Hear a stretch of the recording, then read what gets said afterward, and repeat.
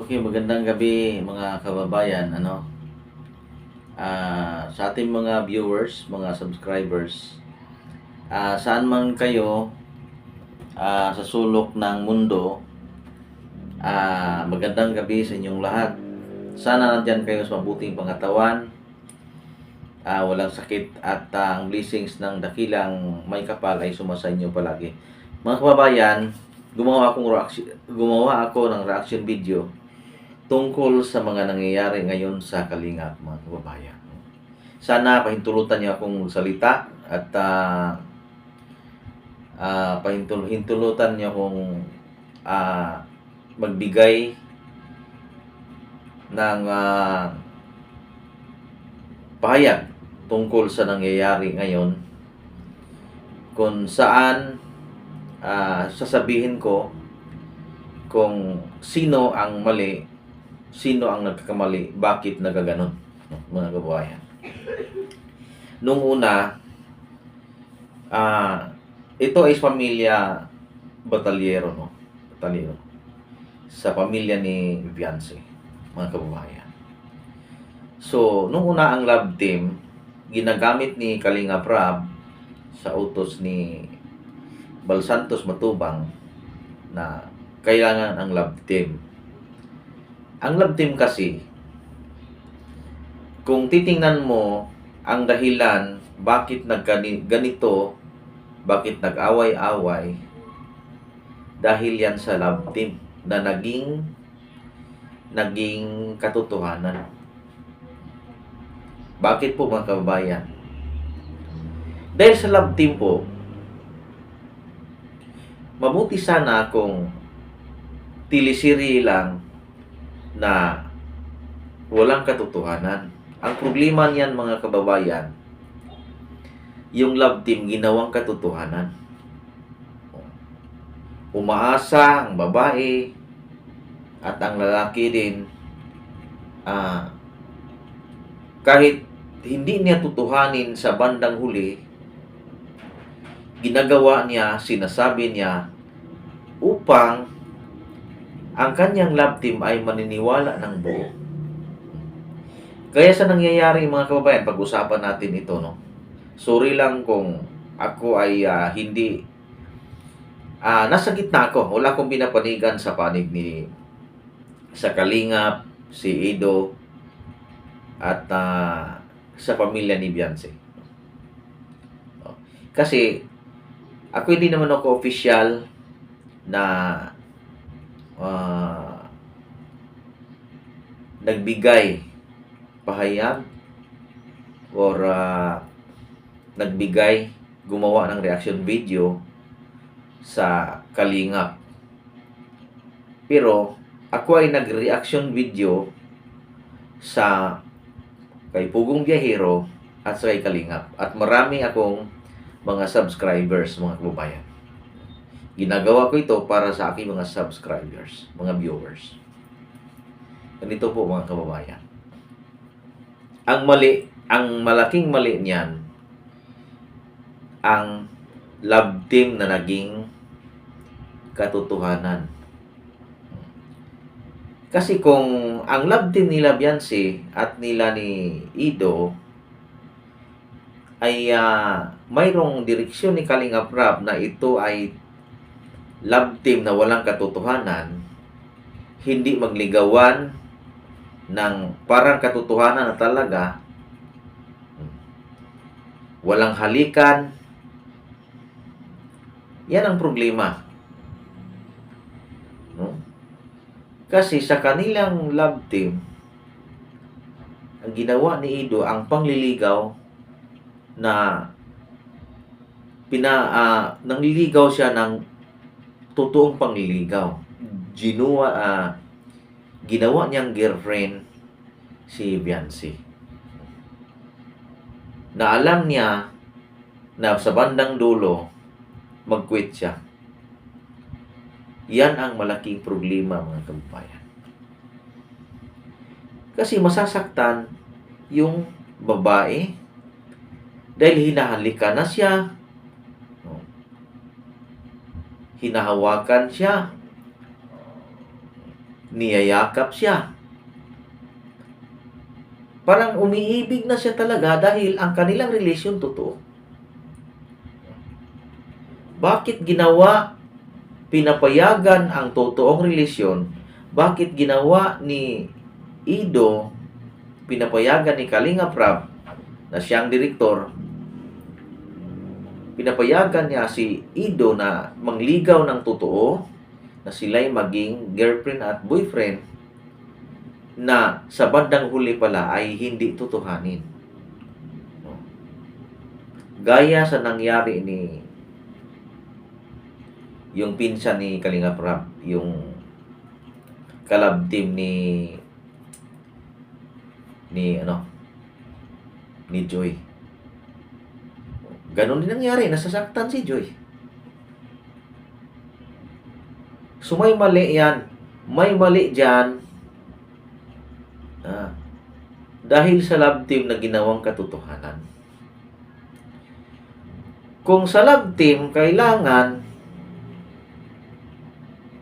sa panig ni Ido, no? Pag-usapan ko sa panig ni Ido. Kasi si Rab ang direktor. Alam ko na si Rab, kaya niyang pagsabihan, advisean si Ido na ginuha mo si Beyonce sa love team nyo, kailangan hindi ka mag-quit. Kinahanglan tutuhanin mo. Kung hindi mo tutuhanin yan, huwag mong halikan, huwag mong ihag na mahigpit sa harap ng kamera dahil maraming nakatutok. Parang pinahiya. Yan mga kababayan, ang gulo ngayon. Ngayon sa nangyari na si Beyonce nasasaktan, sabi niya, yung nakita ko sa video, itigil na natin ang love team. So hindi niya sinasabi na hindi na siya magpa-vlog ni Kalinga Prab. Sabi niya itigil ang love team. Pero ang nais ni Kalinga Prab na may love team kasi yun ang parang trending sa mga viewers, ang love team. Pero bakit nagkaganon na nasira ang kanilang relasyon? Pagkasira sa kanilang relasyon dahil nasaktan si Beyonce, dahil ang katotohanan ay naging wala na. Gaya rin sa nangyari ni yung isang angel din ni Kalinga Prab doon, si Erika. Sikat na sikat si Erika noon. Maraming million views. Nung sinabi ni Erika na hindi na siya magpa-vlog, doon na. Binabanata na siya ng Kalinga. Sinisiraan na siya. Ang sabi, winawakwak. No?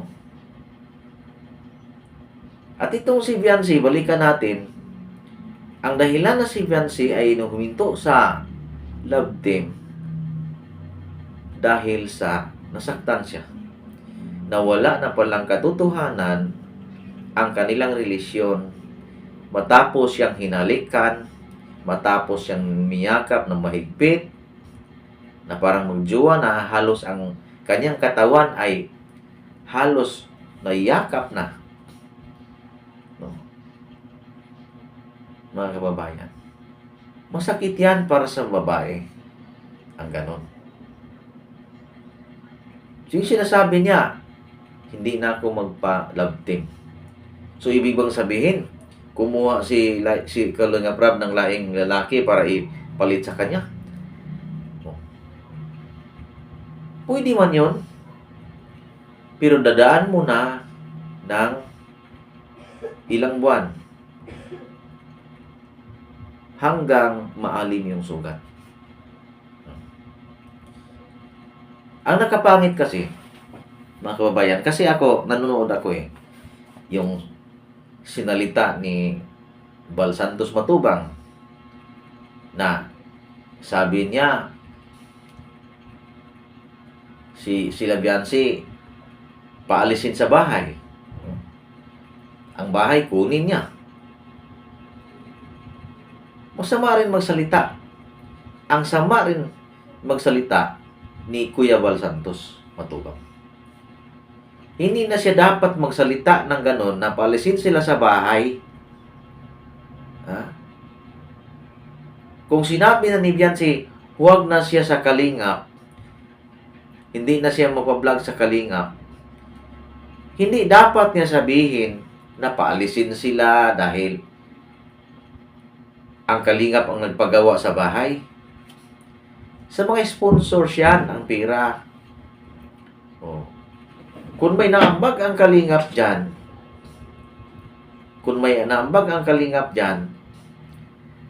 hindi masyadong malaki, siguro milyon, ganon. Mga sponsors ang nagbigay. Kung kunin ulit yan ng Kalingap, ang mangyari, may mga kaso na lumalabas. Kakasuhan sila ng mga sponsors. Ano? Dahil ang mga sponsors, pabor yun kay Beyonce.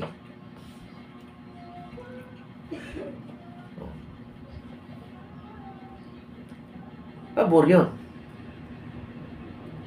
Dahil wala nang tahimik, nanahimik lang sila, wala na silang salita ang pamilya Balatiro, wala na silang salita. Pero doon na intriga dahil sinabi ni Kuya Val Santos na paalisin sila sa bahay. Kunin ulit ang bahay. Oh. Di sila, wala silang channel. Di nag-comment na lang sila na ganon. Magpatulpo sila. Oh. Wala naman silang ibang matakbuhan. Kundi magpatulong sa tulpo kung ano ang dapat gawin. Na sila ay tinutulungan ng mga sponsors, tinutulungan ng Kalingap, at paalisin sa bahay. No. Hindi pwedeng membro ka ng Kalingap, isang beneficiary ng Kalingap na hawak ka na sa liig.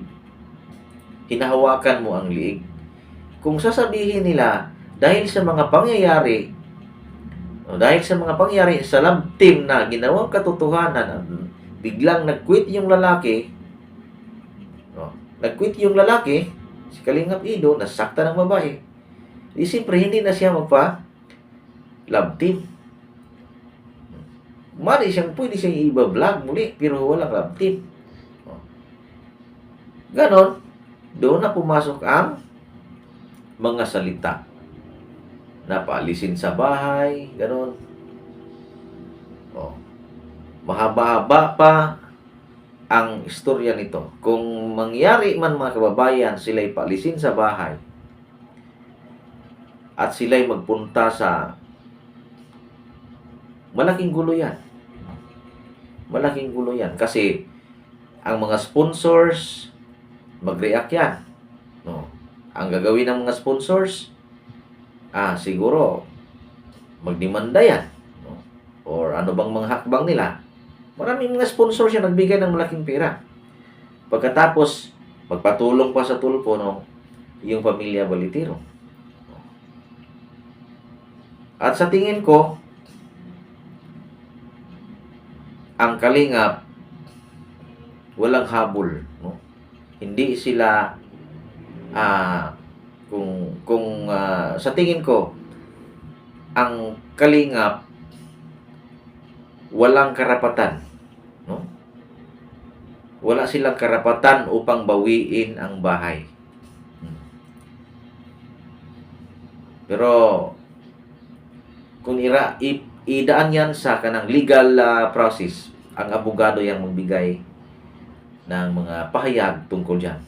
No? Ang atin, yung mga haka-haka lang kung anong mangyari. Pero sana, nung una sana, dahil sa mga salita ni Kuya Val Santos na kung ayaw na sa Kalingap, kung ganon, paalisin sa bahay, yun ang masakit. Yun ang dahilan na sila nag-comment upang ipahayag ang kanilang saloobin.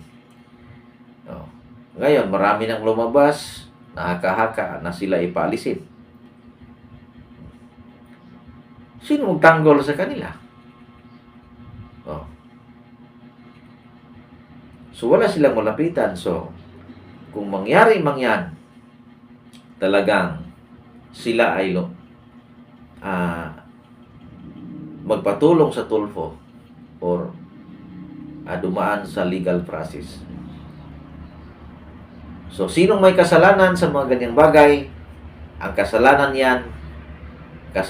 yan ni Kalingap Rab dahil sa love team na ginawang katotohanan na sa bandang huli, mag-quit pala ang lalaki. Oh. Yan ang problema, hindi matapos pag ganyan ang mga paraan. No? Pag ganyan ang mga paraan sa pagkuha ng mga trending na mga video, no? Tinutulungan pagkatapos gawing may ipapasok yung lalaki, maging love team na parang nilalaro lang. No? Sa tingin ko, parang nilalaro lang upang magkaroon ng content. Yan ang mga dapat si Kalingap Rab, kung mapapasok ba siya ng lalaki, mapasok niya. Kung love team. Ganon. Kailangan, sasabihin niya, kailangan hindi sila maging magjowa. Walang mangligaw. Kung lalabag ang isa na mangligaw, kailangan sasabihin niya, huwag kang mangligaw. Huwag mong ligawan na totoo. Kung mayroon mang pangliligaw, mayroon bang maging jowa sila, kailangan idaan sa yung tinatawag na teleserye. Pagsabihan yung babae na kung baga ikaw ay liligawan ni Ido. At ikaw, Ido, kunwari mangligaw ka. At ikaw, Biancy, kunwari sasagutin mo. At ikaw, kunwari kayo magjowa. Ganun lang walang katotohanan. Ganun sana. Hindi yung hayaan mo na lang na sila'y magkaroon ng relasyon na katotohanan. Pagkatapos ang babae naniwala, sa bandang huli iiwanan mo. Dahil hindi pwede, masasaktan ang damdamin. Sana mabago yan ni Kalingap Rab ang mga ganyang paraan. At sana ang mga beneficiary, mga angels, hindi pwedeng i-pressure, hindi pwedeng gagamitin lamang para gagawa ng content. Kung gagamitin para makagawa ng content na trending, kailangang idaan sa saktong proseso. No? Kailangan teleserye, i-orient yung dalawa na ito ay teleserye lang at walang katotohanan. No? Parang pelikula. Para walang masasaktan sa bandang huli kung hindi magkatuluyan at walang problema at walang pupunta sa tulpo, walang kaso, ganon. Kung mayroong maitulong sa Kalingap, maibigay sa mga sponsors, maibigay na magsalita na babawiin, ganon. Dahil naitulong na yan. So, ganon lang ang aking reaction video sa nangyari sa Kalingap. Maraming salamat sa inyo mga kababayan at sa aking mga viewers at subscribers sa buong mundo. Maraming salamat sa inyong lahat, sa inyong panonood. God bless po sa inyo. Bye-bye.